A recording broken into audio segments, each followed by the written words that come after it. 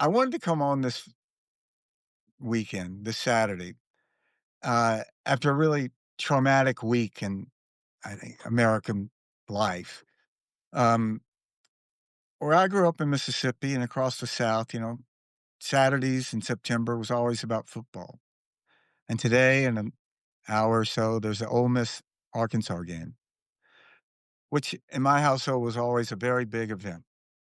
When I was growing up in Mississippi, my father and I were lucky enough to really bond over going to Ole Miss football games together.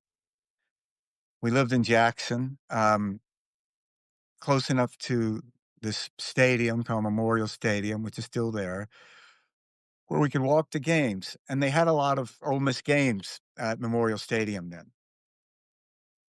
And I was thinking about this, of how lucky I was to have this ability to find a way to connect with my father where we could watch games and talk about everything and talk about nothing. When he turned 95, it was the year after the Romney campaign. We lost, by the way. Um, and I've been involved in presidential campaigns. You win and those you lose. And in my experience is when you lose, you end up thinking a lot more about in a reflective sense of what life means and what choices you've made. So that fall, 2013, my father and I and my mother, I decided that we would go to all the Ole Miss football games that season. And I ended up writing a book about it called The Last Season, A Father, Son, and a Lifetime of College Football. Uh, it was a great experience when I did it. I'm really glad I did. And that year, the quirk of the schedule with Ole Miss, there were 6 games back to back that were home games. So we ended up living in this funny little hotel there right on campus called the Inn at Ole Miss. We were there for like almost 7 weeks. And I spent a lot of time on the campus and a lot of time thinking about Ole Miss and about the South and about change and about civil rights. 1962 was the last year that Ole Miss won a national championship in football. It was also the year where arguably the last battle of the Civil War was fought in Oxford over the integration of Ole Miss. And that came in a September. On Saturday, there was a Ole Miss Kentucky game at Memorial Stadium in Jackson. I went to that game with my dad. And at the halftime, the governor of Mississippi, Ross Barnett, came out. They rolled out a podium and he gave this speech to this huge crowd that was basically a call for armed rebellion against the federal government, knowing that the federal government, under court order, U.S. Marshals were going to escort one African American named James Meredith into the University of Mississippi. And it was a really ugly scene at that game. I was really too young to realize it. Um, at the end, people were chanting, "The South shall rise again," sung Dixie. And my father took my hand and we left and we walked back home at halftime, which we never did. Win or lose, we always stayed to the end of games. And it was something that really disturbed him because he had been an FBI agent and he had seen a lot of, I think, the very dark side of civil rights and what it meant in the South. And that Sunday, after the game, all these students drove back to Oxford. And about this time, around 6 o'clock on that Sunday afternoon, huge crowd had gathered in the center of the Ole Miss campus, which is called the Grove, to protest the integration of Ole Miss, and turned into a riot. U.S. Marshals were attacked, some hurt very seriously. 2 people were killed, one a local resident who just happened to be at the wrong time at the wrong place, and another, a French journalist, was killed. And the next day, with federal marshals, they did integrate Ole Miss with James Meredith. But there was such unrest still that the president called out the National Guard. And within a week, there were 30,000 troops in this little town, Oxford, Mississippi, just to ensure that one person, an African American, could study at the university. And I was thinking about that because before every home game at Ole Miss now, there's this ritual where the team pulls up in the team bus and stops at the Grove, right in the heart of the campus, which is now heralded as the greatest pregame. We call it tailgating, except they don't allow cars, but it's pregame uh, spectacle in probably college American football. You can go on YouTube. You can see tons of articles are written about it. It's an extraordinary moment. So this team gets off the bus and they walk through the Grove to the stadium. And now, the Ole Miss team looks a lot more like Ole Miss. And I was thinking about, you see these kids, black and white, who were mobbed by these adoring fans walking through it. Where in 1962, a Pitt's battle was fought. They just stopped one black student from going to Ole Miss.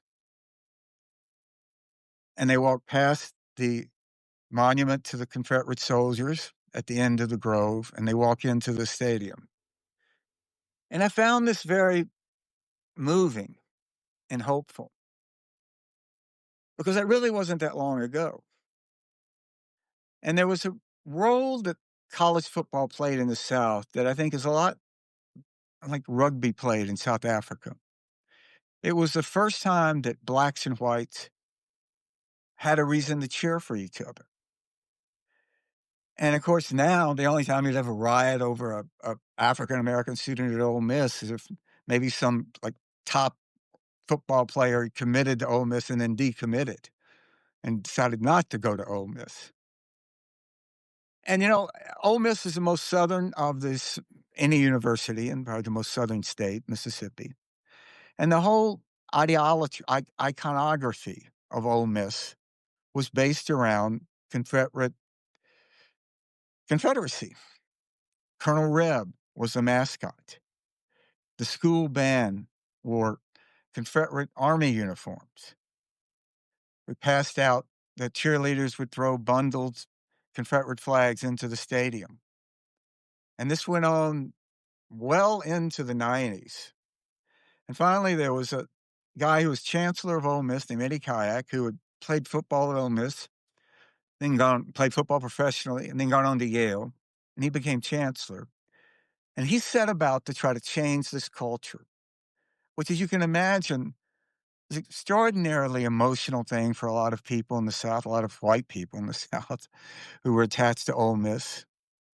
And he was just, when I was growing up, at halftime, they would roll out on the field what they billed as the world's largest Confederate flag. It like filled almost half the field. And even then, I was young enough to remember wondering, like, what was the second largest Confederate flag? Like, how tough was this competition? But over a couple of years, and helped greatly behind the scenes, and also in front by the Manning family, Ole Miss got rid of its mascot. No longer is Colonel Reb. They got rid of the Confederate uniforms for the band. Which, when you think about it, I mean, like, see, me, half the band was black and they were wearing Confederate uniforms. I mean, it was just extraordinary. It's crazy. It had to change. And Ole Miss went through a period of real soul searching, I think. And it's not like things are perfect there, but I think that the university, and to a certain degree, that part of Mississippi, deserves a lot of credit for at least asking a lot of tough questions and trying to change. And I think about that now when this horrible week that we had with all of this outpouring of emotions, just horrendous murder of Charlie Kirk and the ugliness that it brought out. And, I'm someone who's been very, very vocal about Trump and about what the Republican Party has become. And it's easy, I think, to sink into sort of a hopelessness about this. Like, how will this change? Will it ever change?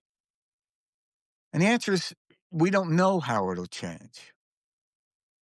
But I think that we don't have the right not to believe and hope that it will change.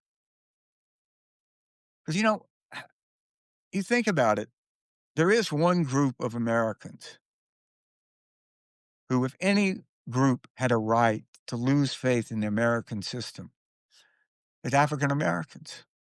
They were enslaved, they were tortured, they were killed, they were raped. Incredible legal hurdles, all to stop them from voting. And what did they do? They didn't storm the Capitol like this Trumpist insurrectionist. They worked harder, they registered voters, and they kept faith with a certain hope of what it means to be an American. And this is what I have, just one of the reasons I have so little, zero respect for these insurrectionists and these people who support Trump. They're overwhelmingly white. You think your election didn't go the way you want, and so you're out. You're going to take over in elections in America, storm the Capitol, try to kill the vice president? No. So I think that we can look at the changes that have occurred in the South and look at a place like Ole Miss and look at how the African American community kept faith and use it as our model and use it as an inspiration, and that we can get through this, and that there will be very, very dark times, but there still is an opportunity and a chance and a need and a hope that our better angels will emerge. So with that, I hope everybody is able to spend some time thinking about what it means to be an American this weekend. Spend time with family and friends. Try to get offline. I say that while I'm online, so maybe that's a little ironic. And remember just how fortunate we are to have this legacy of what it means to be an American. Thanks, and I hope Ole Miss beats the hell out of Arkansas. See you.